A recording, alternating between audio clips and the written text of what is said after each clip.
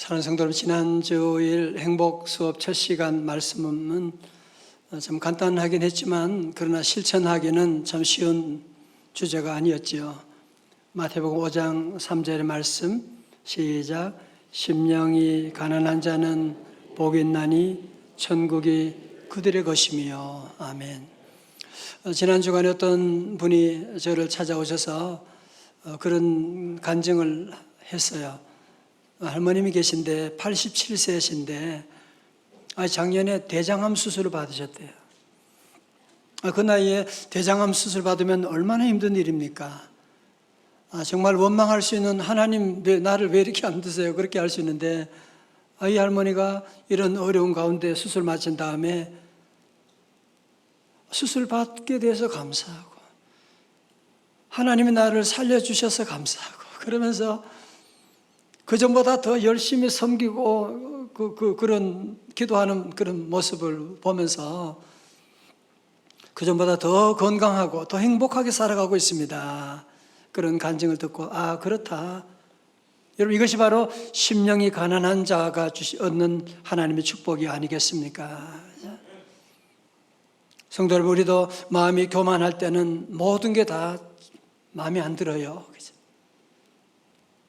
식사도 주변의 모든 것 다 마음에 안 들지만 우리 마음이 가난해지게 되면 정말 내게 주어진 모든 크고 작은 선물들, 물 한 모금 마시는 것도, 전 아까 아침에 물병에 물을 열면서 내가 지난번에 팔이 아플 때는 물도 못 뜯었는데 물을 열 수가 있구나 하나님께 생각하니까 너무너무 감사하고 나 같은 죄인에게 베푸신 하나님의 그 은혜가 너무너무 감사하여 눈물이 나지 않을 수가 없습니다. 그래서 마음의 가난한 자에게 주시는 하나님의 두 번째 복이 무엇이냐면 그것이 바로 마태복음 5장 4절의 말씀 요절입니다. 다 같이요, 시작. 애통하는 자는 복이 있나니 그들이 위로를 받을 것이며. 아멘. 제가 본문을 좀 더 쉽게 번역해 본다면 복이 있도다 애통하는 자여, 왜냐하면 그들이 위로를 받을 것이기 때문이다. 자, 여러분, 그런데 보세요. 여기서 나오는 애통이라고 하는 이 말은 헬라어로 펜테오라고 하는 말인데 그냥 우는 정도를 말하는 게 아니에요. 펜테오라고 하는 단어는 헬라어에서 슬픔을 나타내는 단어 가운데 가장 강한 뉘앙스를 가지고 있는 단어로, 가장 사랑하는 사람이 갑자기 세상을 떠났을 때 여러분, 그때 흘리는 눈물, 그때 흘리는 애곡, 통곡하는 것, 바로 주님은 오늘 여기서 그 애곡 펜테오에 대한 말씀을 여기서 하고 있는 것이거든요. 그런데 세상 사람들은 애통하는 자는 복이 아니라고 말하죠. 애통하는 자는 저주받은 것이라고 말할지 모르지만 우리 예수님은 애통하는 자는 복이 있나니라고 말씀하고 계세요. 자, 그렇다면 우리 주님이 말씀하시는 그 애통은 무슨 의미를 가지고 있을까? 여러분, 성경 이스라엘 역사 가운데서 가장 위대한 인물을 꼽으라고 한다면 그 중에 한 사람은 다윗이 꼽힐 수가 있을 겁니다. 여러분, 다윗이 왜 위대한 삶, 의로운 삶, 다윗이 그런 죄가 없는 삶이 아니었거든요. 그는 간음죄를 저지르기도 했고 우리아 장군을 전쟁에 보내서 살해한 살인죄를 저지르기도 했고, 물론 그 당시 고대 문화로 본다면 큰 죄는 아니라고 할 수가 있지요. 그죠? 여러분, 요즘 현대사회에도 권력자들 별거 아닌 것 가지고 별의별 짓을 다 하고 있는데, 여러분, 3000년 전에 그 고대 왕으로서 간음죄, 살인, 이걸 무슨 죄라고 죄책감 가지지 않아도 될 수 있는 문제였거든요. 그럼에도 불구하고 다윗은 왕이지만 그는 하나님 앞에서 자신을 바라보면서 하나님 앞에서 지은 모든 죄가 너무너무 크고 괴롭고 원통하고 애통하여서 그는 하나님께 애통하며 쓴 시가 바로 시편 6편 6절의 말씀입니다. 내가 단식함으로 피곤하여 밤마다 눈물로 내 침상을 띄우며 내 요를 적시나이다. 다윗은 왕이지만 그 지은 죄 때문에 괴로워서 밤마다 눈물로 침상을 적시는 회개 시간을 가졌기 때문에 하나님께서 그를 의롭게 여겨주셨던 것입니다. 그렇습니다. 하나님의 은혜가 임하면 누구나 다 눈물이 나게 되어 있는 것입니다. 제가 우리 교회 목회를 하면서 보면 교인들 가운데 지난번 새가족 만남도 가지고 보면 우리 교회만 말씀 드릴 때 왜 그런지 모르게 눈물이 난대요. 특별히 남자분들 가운데도 눈물 흘리는 분들이 참 많이 계십니다. 왜요? 하나님의 은혜가 임하니까.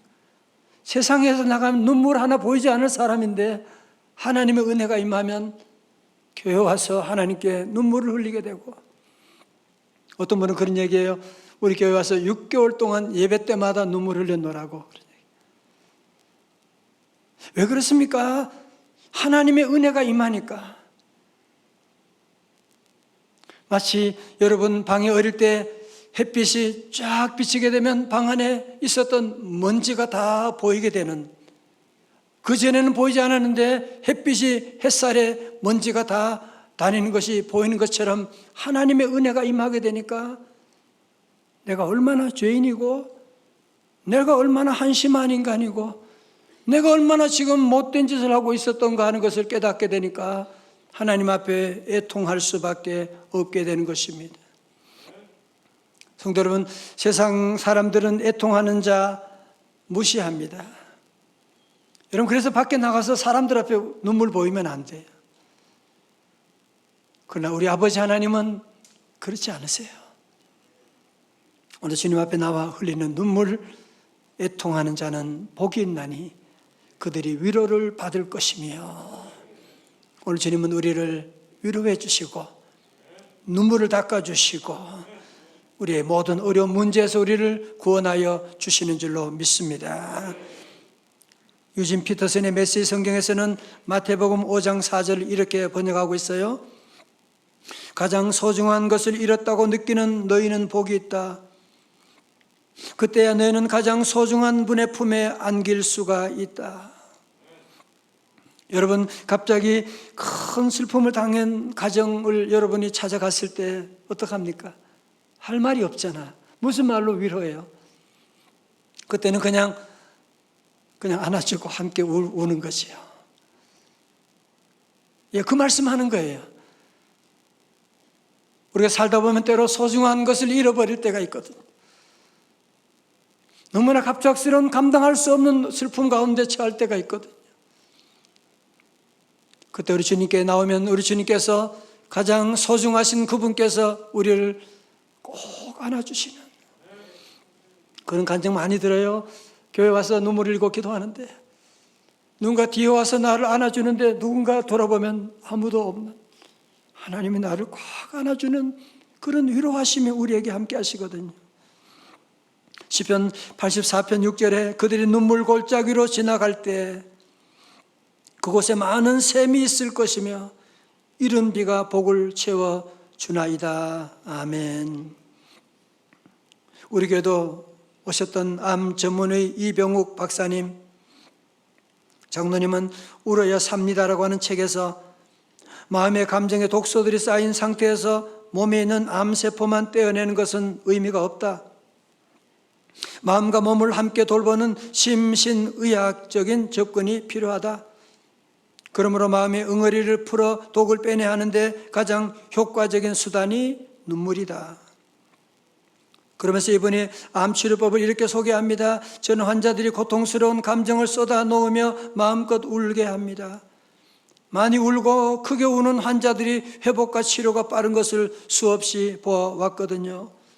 웃음 치료와 눈물 치료를 병행하는데 눈물 치료가 더욱 효과적이었습니다. 감정의 바다에서 웃음이 파도라면 눈물은 해일과 같아요. 눈물을 통해 우리는 극적인 카타르시스를 경험합니다. 그러면서 이분이 마지막으로 한 말이 눈물은 하나님이 주신 천년 항암제입니다.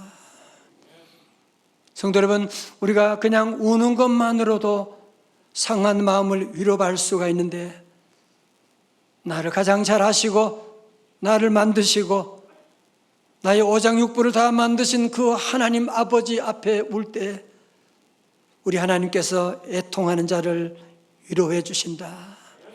성령님의 별명이 뭐예요? 위로자, 컴포터잖아요. 우리가 주님 앞에 눈물 흘릴 때 위로하시는 성령님께서 우리를 만져주시는, 도와주시는, 그냥 눈물 닦아주는 정도가 아니라 주님은 놀라운 풀림의 역사를 이루어 주시는 줄로 믿습니다.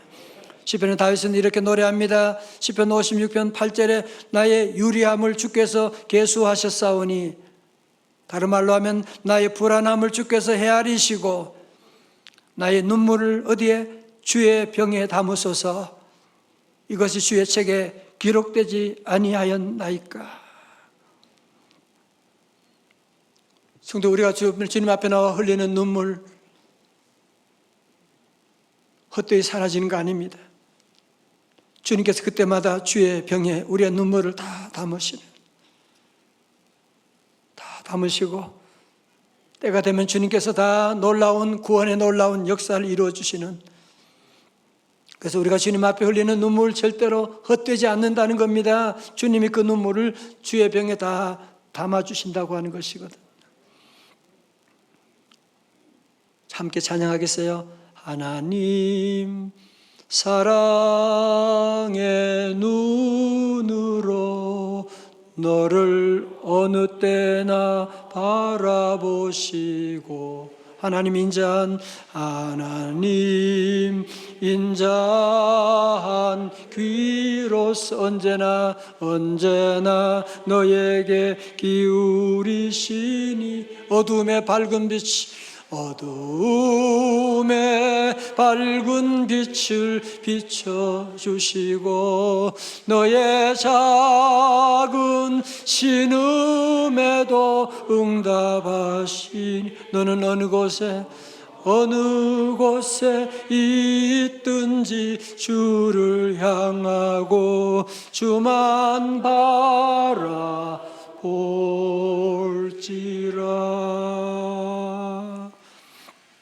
김환영님의 울꽃이라는 짧은 시가 있습니다. 할머니 어디 가요? 예배당 간다. 근데 왜 울면서 가요? 울려고 간다. 왜 예배당 가서 울어요? 울 데가 없다.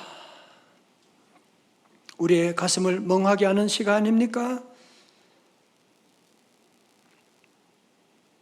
여러분, 세상 어디를 돌아봐도 우리가 울 데가 어디 있습니까?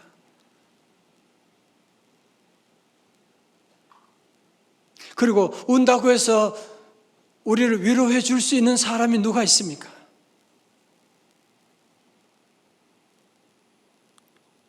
아내가 아무리 나를 사랑한다고 해도, 남편이 나를 사랑한다고 해도 내 실존적인 아픔 가운데 있는 위로를 어느 누가 위로할 수가 있겠습니까?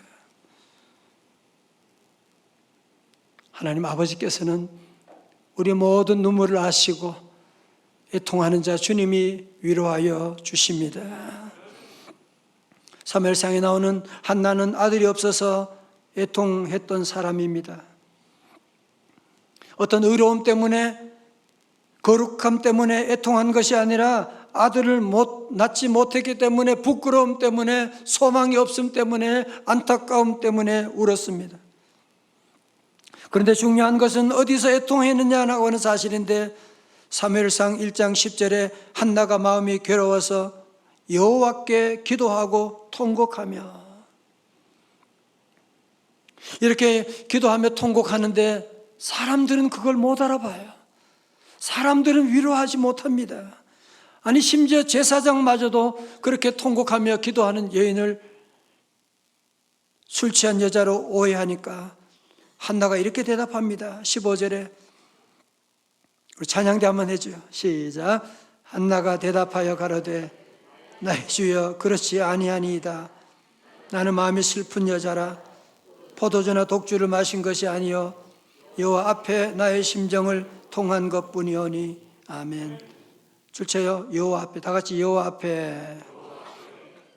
한나는 남편 앞에 운 거 아니에요. 남편이 한나를 너무너무 사랑하지만 그것으로 한나의 문제를 해결할 수는 없었어요. 한나는 여호와 앞에 나의 심정을 통하노는. 여러분, 주님 앞에 나와 할 일이 뭐예요? 주님 앞에 나의 모든 심정을 다 통해 놓는 것입니다. 우리 하나님은 이 여인의 눈물의 기도, 그 통곡을 하나님이 다 들으시고 이스라엘의 새로운 역사를 전개하는 사울과 다윗 왕정, 그들을 기름 부어 세우는 선지자 사무엘이라고 하는 위대한 인물을 그의 가정에 허락해 주셨던 것입니다. 성도 여러분, 여러분 그렇지 않습니까? 자녀들이 엄마 아빠 하고 울면서 부탁할 때 여러분 가운데 거절할 부모가 누가 있습니까? 다른 때는 몰라도 울면서 얘기하는데 무시할 부모가 여러분 어디 있습니까? 하나님은 우리의 아버지가 되십니다. 우리는 하나님의 자녀입니다. 여러분이 어떤 어려움이 있다고 할지라도 여러분 자녀가 속을 썩입니까? 재정적인 어려운 문제가 있습니까? 걱정하고 염려할 것이 아니라 하나님 앞에 나와 눈물로 기도하고 나가요. 하나님, 아버지 어떻게 해요? 나 어떡하란 말이야? 하나님, 길이 없습니다. 하나님께 눈물로 기도하면 우리 하나님 아버지, 아니 사람인 우리 아버지 어머니도 이렇게 자녀의 눈물에 약한데 하나님도 우리 눈물에 약하세요. 은혜 베풀어 주시고 또 여러분 그 자녀 때문에 기쁨을 얻게 되는 그날이 올 줄로 믿습니다. 한 예배당의 대낮부터 한 부인이 흐느끼며 울고 있었습니다. 이 모습을 본 교회 목사님이 부인 무슨 일이 있었나요? 부인의 대답은 제 아들이 이단에 빠졌습니다. 죄악에 빠졌어요. 아들 어거스틴은 결혼도 하기 전에 18살에 사생아를 낳고 만이교라고 하는 이단에 빠지는 등 방탕한 삶을 살았습니다. 아무리 기도해도 응답이 없어요. 10년, 20년 기도해도 응답이 없어요. 그러나 모니카 어머니가 할 수 있는 아무것도 없으니까 참회록 보면 아들에게 아무리 타이르고 좀 말해도 아들의 어머니를 속이고 나가는데 어쩔 도리가 없는 거예요. 그때 암브로시우스라고 하는 목사님이 유명한 말을 했다고 하죠. 눈물로 기도하는 어머니가 있는 아들은 절대로 망하지 않습니다. The son of so many tears could not perish. 눈물에 기도하는 자녀, 그런 어머니가 있는 자녀는 절대로 망하지 않는다. 이 말씀을 듣고 어머니 모니카는 끝까지 기도합니다. 10년, 20년 기도합니다. 마침내 그 아들이 32살 때 늦은 나이에 소나기 같은 눈물을 쏟아내고 하나님 품으로 돌아오게 됩니다. 그리고 그 다음에 어머니는 56살 이른 나이에 세상을 떠나고 말게 됩니다. 오거스틴은 그 후에 그의 참회록에서 이런 어머니의 믿음과 눈물의 기도에 대해서 이렇게 기도하고 기록하고 있습니다.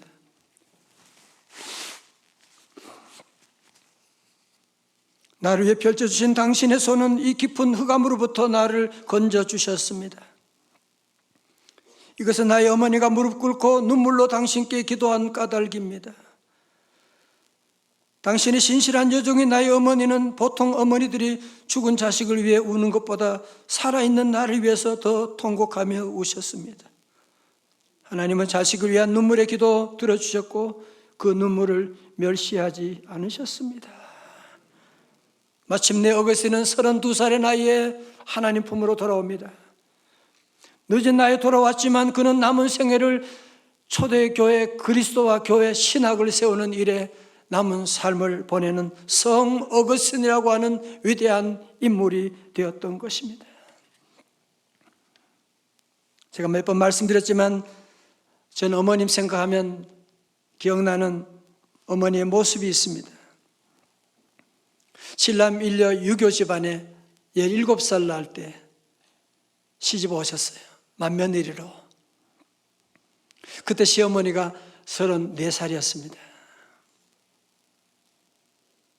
어머님 혼자 믿음 가지고 이곳에 시집 오셨으니까 온 집안이 다 연약한 이 한 여인을 교회 나간다는 그 이유만으로 핍박하기 시작합니다. 그래도 어머님은 당당하셨습니다. 꿋꿋하셨습니다. 그러나 교회만 가면 우시는 겁니다. 찬송할 때도 우시고 새벽기도 가끔 따라가서 같이 기도하자고 가보면 계속 우시는 거예요. 아시지요 주님, 아시죠 주님. 정말 그 당시에는 제가 뭘 몰라서 너무 창피한 생각이 들었었어요. 하나님께서 어머니의 기도를 그의 주님의 병에 늘 담아주시고 다 이루어지시는 놀라운 역사를 이루어주셨고, 전 우리 교회도 셀리더 가운데, 교학교 교사들 가운데 코로나 가운데 잃어버린 연락이 두절된 그런 자녀들, 그런 성도들 위해서 눈물로 금식하며 기도하는 분들이 계시다는 얘기를 듣고 저도 함께 기도하게 됐습니다. 사랑하는 성도 여러분, 봄이 되면 나무마다 물이 오르게 되지 않습니까? 겨울 내내 죽었던 그런 나무들이라고 할지라도 봄이 되면 물이 오르게 되고, 그러면 그때 꽃이 피어나게 되는, 싹이 나오게 되는, 생명이 움트는 놀라운 역사가 일어나게 되는 것이거든요. 우리 안에도 죽어간 우리 심령, 우리 가정 어떤 모습이 있다고 할지라도 우리 성도들 다시 한번 애통하는 자가 복이 있다. 여러분 가정에 다시 눈물이 흘러야 돼요. 그래야 다시 싹이 나게 되는데, 우리 언제부턴가 잔소리하는데 그냥 열정을 다하고 걱정하는데 온 힘과 정성을 다하면서 하나님 앞에 나서 눈물 흘리는 일에 게으르고 우리 심령이 사막화 되어버리는 비극을 보게 된 것은 아닙니까? 시편 30편 5절은 말씀합니다. 그의 노염은 뭐라고요? 잠깐이에요. 그의 은총은 평생이로다. 저녁에는 울음이 깃들을지라도 아침에는 기쁨이 오리로다. 아멘. 여러분도 그럴 때 있잖아. 밤에 침상에 누웠는데 계속 눈물이 흐르, 자녀 생각하고 교회 생각하고 그냥 눈물 흘리면서 밤에 잠들게 되는, 침상을 다 적실 수 있는, 그런 아침이 되면 하나님이 새 힘을 주시게 되는, 새로운 태양이 떠오르게 하시는 새날을 우리에게 주시게 되는, 하나님은 우리를 위로하시는 우리 아버지가 되십니다. 시편 126편 5절에 말씀합니다. 다 같이요, 시작. 눈물을 흘리며 아멘. 왜 우리가 지금 기쁨으로 거두지 못하고 있나요? 왜 기쁨으로 거두지 못하고 있나요, 여러분? 왜 자녀들 외래 사업 가운데 기쁨으로 거두지 못하고 있나요? 눈물이 없어서 그런 거예요. 눈물을 뿌리면서 씨를 뿌려야 되는데 우리는 눈물 없이 씨를 뿌리잖아. 눈물 없이 자녀를 잘 기르려고 계속 잔소리만 하잖아. 눈물 없이 아내에게 잔소리하고 아내에게 말 한마디 하고 다시 눈물이 시작돼야 됩니다. 우리 예수님께 이 땅에 계실 때 많이 우셨어요. 성경 기록에 의하면 3번 우셨는데, 첫 번째 예수님은 사랑하시는 나사렛 무덤 앞에서 예수께서 눈물을 흘리시더라. 두 번째는 이제 곧 멸망할 예루살렘 성을 바라보면서 주님이 우셨습니다. 가까이 오사 성을 보시고 우시며, 이제 얼마 후에 이 성이 멸망하게 될 텐데, AD 70년에 로마에서 완전히 무너질 그 심판의 날을 주님이 바라보시고 눈물을 흘리시고, 그리고 십자가를 앞두고 주님이 겟세마네 동산에서 통곡과 눈물로 기도하셨지요. 히브리서 5장 7절에 그는 육체에 계실 때 자기를 죽음에서 능히 구원하실 이에게 심한 통곡과 눈물로 간구와 소원을 올렸고 그의 경외하심으로 말미암아 들으심을 얻었느니라. 아멘. 우리 주님도 이 땅에 계실 때 많은 눈물을 흘리셨습니다. 병들어가는 나사로의 죽음 앞에, 나라의 위기 앞에서 주님이 많은 눈물을 흘리시고 그 주님의 눈물을 흘리심으로 말미암아 하나님의 뜻이 이 땅에 이루어져서 저와 여러분이 구원받게 되고 하나님의 백성 되고 인류 구원의 대사를 이루시게 된 줄로 믿습니다. 개척교회라는 젊은 목사가 교회가 한참 부흥할 때 1986년 어느 날 사형 선고를 받았습니다. 급성 간암이었습니다. 배가 산더미처럼 부풀어 호흡도 곤란해졌습니다. 큰 병원 찾아보러 가보라고 세브란스 병원 찾아갔더니 3일을 못 넘길 거라고 장례를 준비하라고 하는 의사의 지시였습니다. 어쩌면 그날 밤이 그의 생애 마지막 밤이 될지도 모릅니다. 이제 젊은 목사님은 가만히 누워서 생각합니다. 나만 죽으면 천국 간다지만 남은 아내와 어린 딸들을 누가 돌볼 것인가? 주님, 아무도 의지할 곳이 없고 가진 것도 없는데 9살, 6살 나는 딸이 아빠 죽이면 안 돼 저렇게 울부짖고 있는데 하나님 어떻게 하면 좋겠습니까? 주님, 고생하면서도 제대로 펴보지 못한 이 교회는 어떻게 해야 합니까? 주님, 나 살아야 합니다. 이렇게 죽을 수 없습니다. 주님의 교회가 영광을 받아야 합니다. 전능하신 하나님의 능력을 다시 보여주시옵소서. 이렇게 부르짖으며 기도하다가 뜨거운 눈물이 솟구치기 시작했습니다. 밤새도록 주체할 수 없는 눈물을 쏟았습니다. 울다가 잠이 들었는데 갑자기 배가 아파옵니다. 화장실에 가는데 시커먼 핏덩어리가 쏟아지기 시작했습니다. 하루 이틀을 쏟아내기 시작했습니다. 그리고 혼절했습니다. 깊은 잠을 자고 거뜬하게 일어났습니다. 하나님께서 치유하여 주셨습니다. 제가 자료를 살펴보니까 그 당시 그를 담당했던 주치의사 세브란스 김병수 박사님은 이렇게 말합니다. 전 의사로서 의대 교수로서 이런 기적은 처음 봤습니다. 목사님의 경우는 1%도 장담할 수 없었습니다. 그래서 처음에 병원 측에서 목사님을 받으려고 하지 않았습니다. 목사님 받는 것은 곧 시체를 받는 것과 같았기 때문입니다. 의학적으로 설명이 안 됩니다. 이건 하나님께서 고쳤다고 말씀드릴 수밖에 없습니다. 하나님께서 이분의 건강을 회복시켜 주셔서 건강한 모습으로 교회를 부흥시키기 시작합니다. 교회가 부흥하고 부흥해서 드디어 10만 성도가 되고, 그래서 인천 주한 장로교회를 개척하셨던 나겸일 목사님의 이야기 간증입니다. 성도 여러분, 저는 오늘 말씀을 묵상하면서 놀라운 사실 하나 발견했습니다.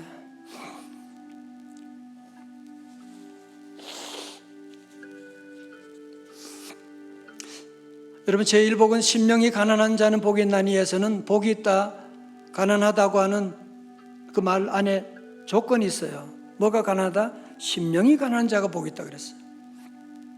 근데 두 번째 복인 애통하는 자에게 복이 있나니, 애통에는 조건이 없어. 무슨 말입니까? 애통은 그 애통 그 자체에 복이 있다고 하는 것을 말씀하고 있거든요. 여러분, 생사의 갈림길 가운데 있을 때 우리 성도들은 애통하는, 여러분, 그것이 비관의 눈물이든지 그것이 실패의 눈물이든지 약자의 눈물이든지 상관없습니다. 우리가 하나님 앞에 나와 눈물을 흘리고 나갈 때 우리 하나님은 그것들 다 보시고 친히 위로해 주시는, 성도 여러분, 우리가 살다 보면 수많은 어느 한 주간도 조용히 지나가는 날이 없습니다. 자녀들의 문제, 건강의 문제, 사업의 문제, 관계의 문제, 사기당하기도 하고. 어떻게 해야 됩니까?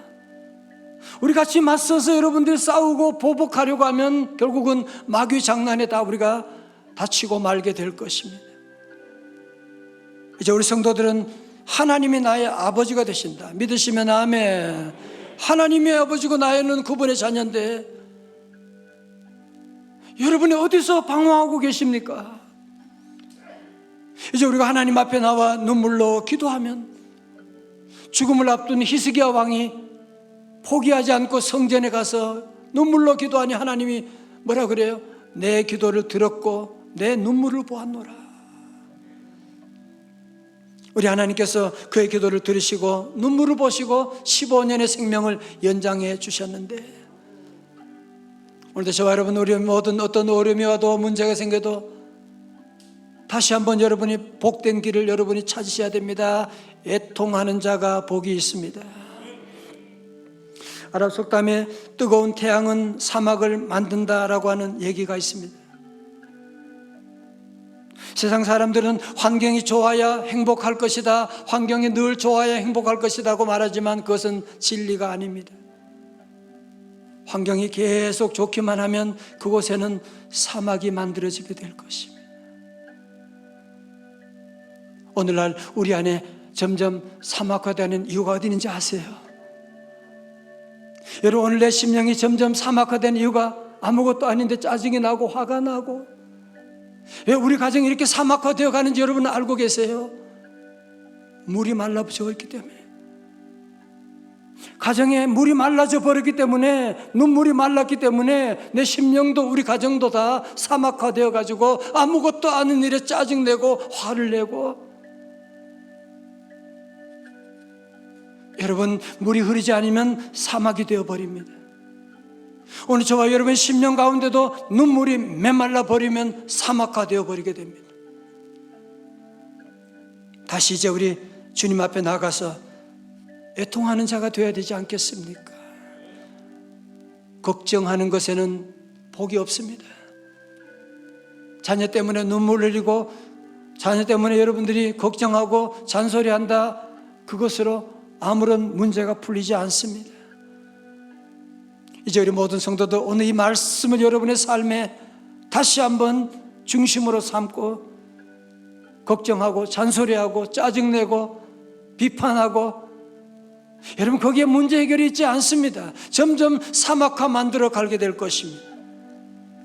우리 성도 다시 한번 주님 앞에 나와 애통할 때, 나의 죄 때문에, 나의 부족함 때문에, 나의 연약함 때문에 주님 앞에 눈물 흘리고, 우리 가정의 자녀들 여러 가지 많은 방황하는 이 어려운 시대 가운데 주님께 나와 주여 어찌하오리까 눈물 흘리고, 하나밖에 없는 조국 대한민국이 지금 하나님을 떠나서 지금 음란과 방탕 가운데, 분열 가운데, 언제 전쟁이 일어날지도 모르는데도 불구하고 이렇게 싸움만 하는 이 민족, 자꾸 우리 성도들마저도 비판하고 욕하는데 거기에 그치면 안 되고, 이제 우리 성도들은 어떻게 해야 돼요? 나라를 위해서 눈물을 흘려야지.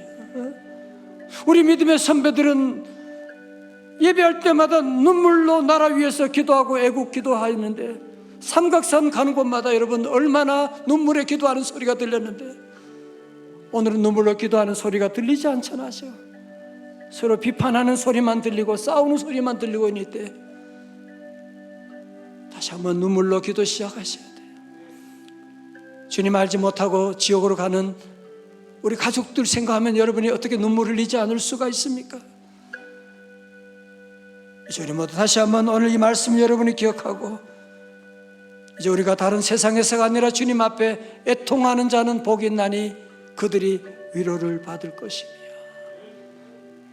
다시 한번 여러분들이 사막과 같은 우리 심령이지만 다시 물이 흘러가는, 눈물이 흘러감으로 말미암아 다시 치유와 회복의 놀라운 역사, 구원의 역사를 맛보는 우리 성도들 다 되시기를 주님의 이름으로 축원합니다.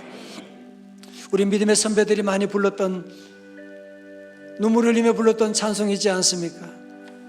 370장 주 안에 있는 나에게, 주 안에 있는 나에게 딴 근심이 있으랴. 근심이 너무너무 많아. 찬송 부르면서 늘 우시는 거예요. 십자가 밑에 나아가 내 짐을 풀었네. 여러분 짐 오늘 십자가 앞에 다 풀어놓으셔야 돼요. 그 짐 안고 가시면 안 됩니다.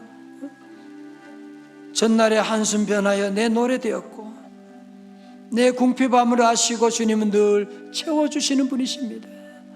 우리 다 함께 일어나셔서 이 찬송 함께 부르시고 함께 우리 기도합니다.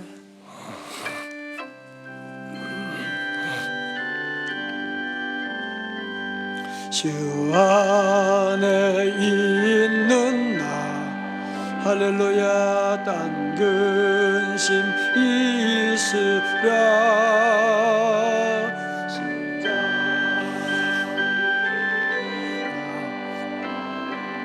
내 짐을 풀었네.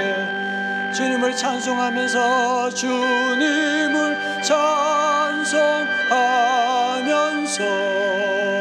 할렐루야 할렐루야 내 앞길 멀고 험해도 나 주님만 따라가리. 그 두려움이 변하여 그 두려움이 내 기도 되었고 내 기도 되었고 전날의 한숨 변하여 전날의 한숨 할렐루야 내 노래 돼. 주님을 찬송하면서 주님을 찬송하면서 할렐루야 할렐루야 내 앞길 멀고 험해도 주님만 따라가리. 내 주는 자비 늘 함께 계십니다. 함께 계시고 내 궁핍함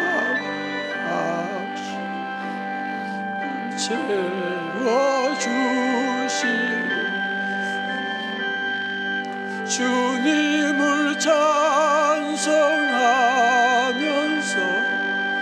할렐루야 할렐루야 내 앞길 멀고 험해도 나 주님만 따라가리.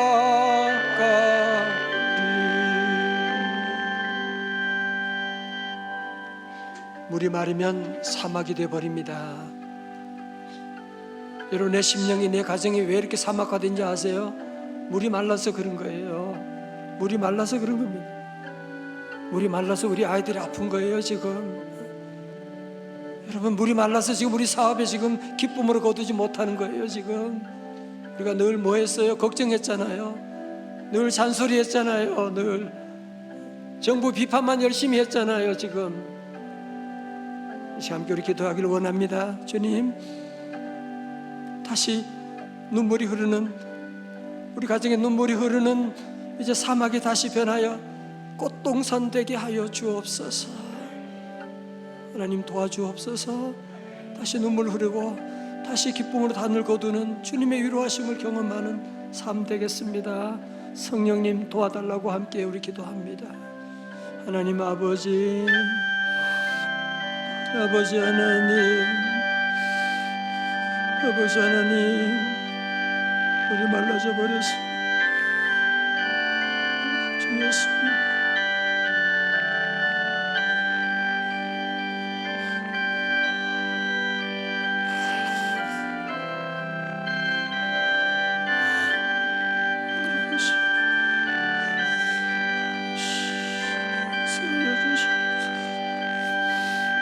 하나님 주여 시험은 막힌 셉이 터지게 하여 주시옵소서. 시험을 도와주시오. 구원하여 주시오.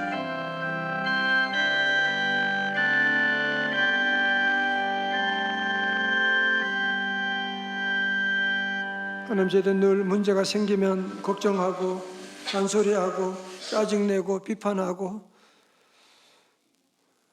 사막화 만들어버린 죄인입니다.